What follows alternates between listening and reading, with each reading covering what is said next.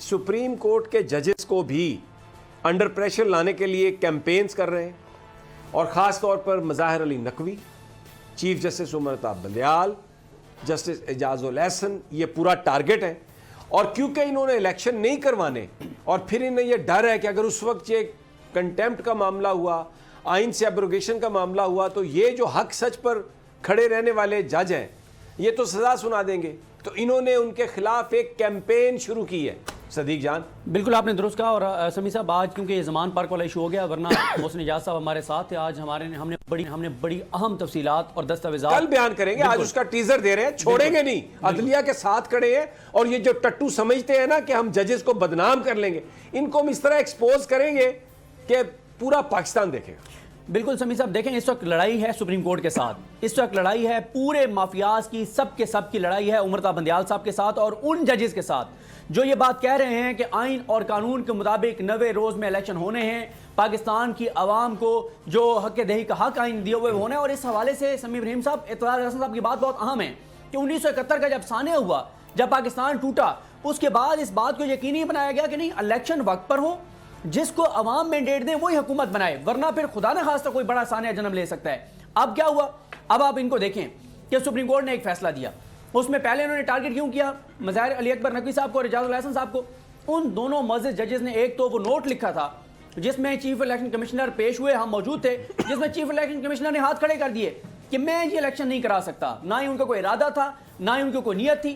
اس کے علاوہ اگر آپ تھوڑا سا پیچھے جائیں تو جب یہ رجیم چینج ہوا اور جس طرح سے انہوں نے ایف آئی اے میں تقرر اور تبادلے شروع کیے, نیب میں تبدیلیاں شروع کی, اور پھر اس وقت جو ایک نوٹ لکھا تھا مظاہر علی اکبر نقوی صاحب نے, جس پہ چیف جسٹس پاکستان نے نوٹس لیا تھا کہ یہ جو اداروں میں تقرر اور تبادلے اور جس طرح سے انہوں نے اپنے کیسز بند کروانے کے حوالے سے وہ جو خدشہ تھا مظاہر صاحب وہ ہوا.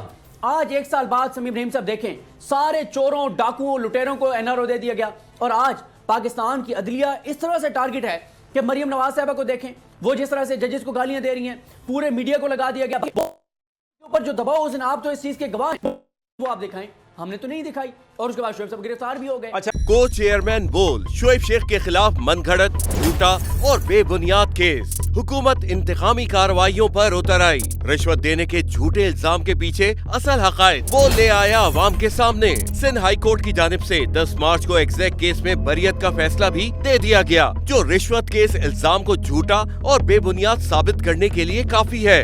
سوال یہ اٹھتا ہے, نہ رشوت لینے والا نہ دینے والا موجود, تو پھر یہ مقدمہ کیا ہے؟ گزشتہ 5 سالوں میں نہ تو کوئی گواہ پیش ہوا اور نہ ہی کوئی ثبوت سامنے آیا, جبکہ کوئی انکوائری عمل میں نہیں لائی گئی. جب ملزمان سے کوئی تحقیقات نہیں کی گئیں, کچھ ثابت نہیں ہوا, تو پھر یہ مقدمہ کیا ہے؟ اس سے قبل کیس کی انکوائری کمیٹی کے سامنے خود جج قادر میمن نے رشوت کے الزام کی تردید کی تھی اور کمیٹی کو تحریری طور پر آگاہ بھی کیا تھا. اس جھوٹے اور بے بنیاد کیس کی قانوناً کوئی حیثیت نہیں. سندھ ہائی کورٹ اس مقدمے میں شعیب شیخ کو بری کر چکی ہے, تو پھر اس نام نہاد الزام کی قانونی حیثیت کیا ہے؟ بول انصاف کا منتظر ہے.